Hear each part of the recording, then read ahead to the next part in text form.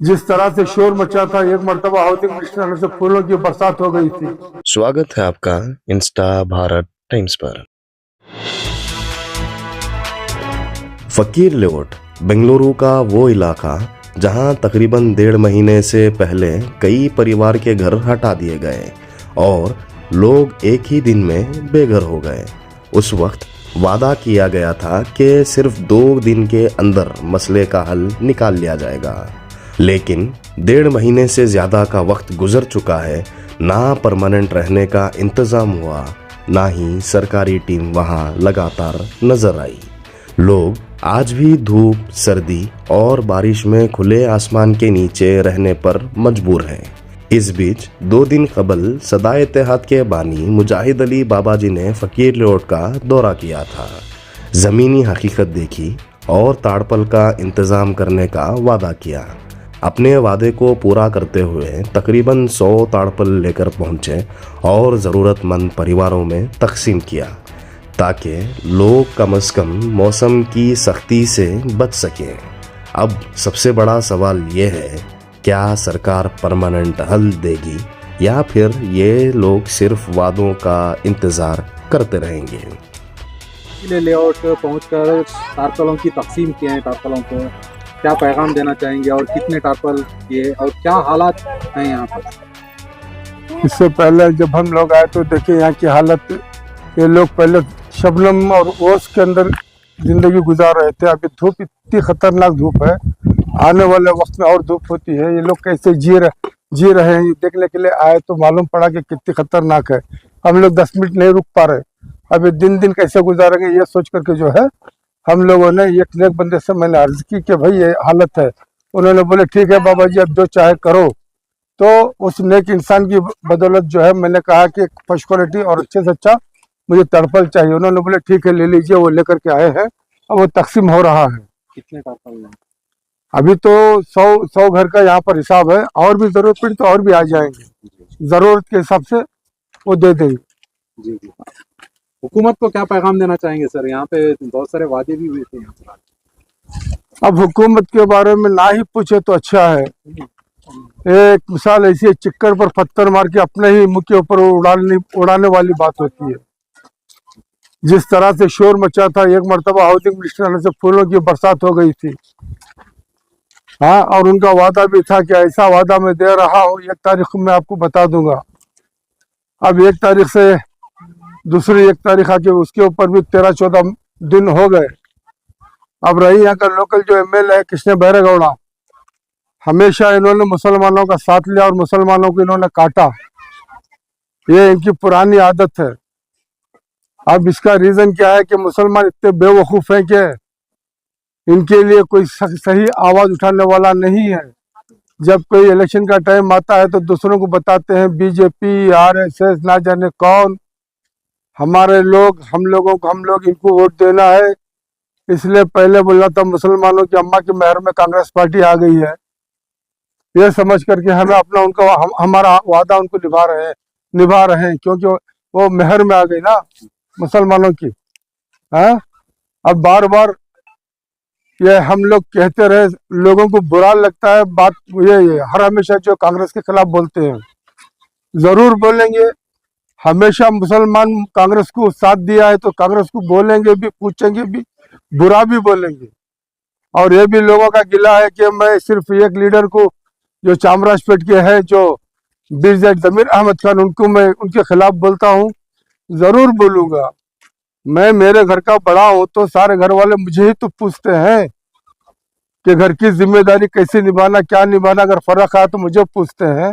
इसी तरह वो कर्नाटक में मैं ही मुसलमानों का लीडर जब बोलता है वो बंदा, तो उसे पूछेंगे। जब उससे काम नहीं होता तो उसे बुरा भी बोलेंगे। ये हमारा राइट है। अगर ऐसा नहीं तो जिसे दूसरे लीडर बैठे हुए हैं ऐसा चुपचाप बैठे। ये हल्ला क्यों कि मुसलमानों का हमदर्द, मुसलमान कौम का रहनुमा। 18 साल से चामराजपेट की हालत हमने देखी है। वहाँ कितने कॉलेज बन गए, कितने पार्क बन गए, कितने अस्पताल बन गए, हाँ, कितने कब्रिस्तान इन्होंने जो वहाँ के लोगों को मरने के लिए इन्होंने इंतजाम किया है, सब देख लिया। 18 साल चामराजपेट हल्का जिस हालत में था उसी हालत में आज भी है। वहाँ के मशहूर लीडर है और कहते ये है कि कौम के लीडर है, समझे ना। ये सब सारी जो दिखावा है तुम पूछोगे जरूर। बाबा जी चंद दिन बाद रमज़ान भी आने वाला है, यहाँ 2 मिनट रुकना नहीं हो रहा धूप की वजह से, तो अन्य तंजीमों को या जो भी यहाँ खैर हजरात हैं उनको क्या पैगाम देना चाहेंगे? नहीं देखो, इससे पहले हम लोग भी यहाँ आने के बाद ये सोच रहे थे खाने पानी का इंतजाम करना है, तो इसमें कभी एसडीपी वाले आ गए, कभी एमआईएम वाले आ गए। ये लोग जब कर रहे हैं तो फिर उसके बीच में दखल देना अच्छा नहीं लगा। अब पिछले 2 दिन पहले जब हम लोग आए तो इनको ये जरूरत थी तो इसके पीछे काम किए हैं। इंशाल्लाह और भी जो इनकी जरूरत पड़ती है वो इसके लिए काम करेंगे। ऐसा नहीं कि सब तंजीमें एक प्लेटफॉर्म पर आकर मुत्तहिदा होकर एक कुछ हल निकाल सकते हैं ना, इनको इंतजाम परमानेंट एक बनाने का। अब तंजीमें कौन सी है? अभी देखो ये माहौल ऐसा है, कारपोरेशन इलेक्शन है, हर कोई अपने हिसाब से आता, अपने हिसाब से करके चला जाता है। अब तंजीमें कौन सी है? हमारे यहाँ मशहूर तंजीमें तो 2 ही थी, एक मिली काउंसिल थी, एक महाज थी, उसके बाद में जो है नेशनल लेवल के हिसाब से मसल्ला बोर्ड।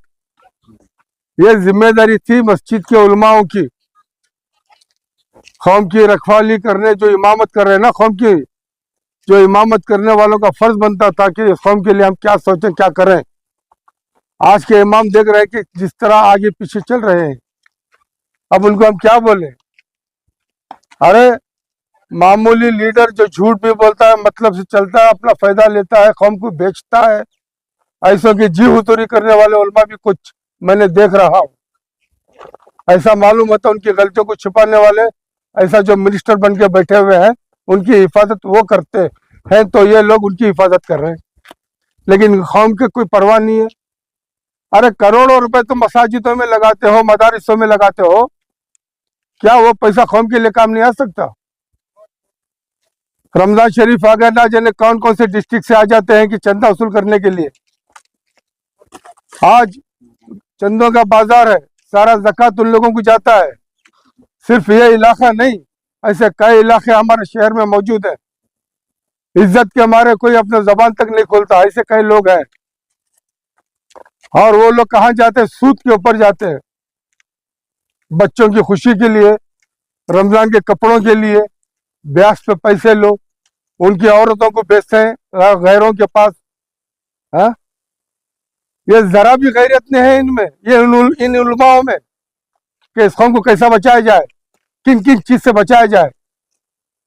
वफोट के सिलसिले में भी आपने आवाज उठाई थी, वफोट के प्रॉपर्टीज इन लोगों को देकर एक परमानेंट ठिकाना दीजिए, क्या कुछ इस पर पहल हुई? देखो सर्वे नंबर 55 है, 250 एकड़ जमीन है, कईयों ने लूट लिया है। ये ऑफ बोर्ड बना किसके लिए? हिफाजत करने के लिए, जो मिल्कियत है ये मिल्कियत की हिफाजत करने के लिए। अब तक जो भी इसमें मिनिस्टर आए, चेयरमैन आए, उन्होंने सारी प्रॉपर्टी को लूटा है मुसलमानों की। और लूटे भी कौन? गैर मुस्लिम भी लूटे हैं। और जितने समझदार ये जो लीडर बन के आए ना, इनको ये दूरअंदेशी नहीं थी कि आने वाले वक्त में मुसलमानों के किन किन चीजों की जरूरत पड़ती है,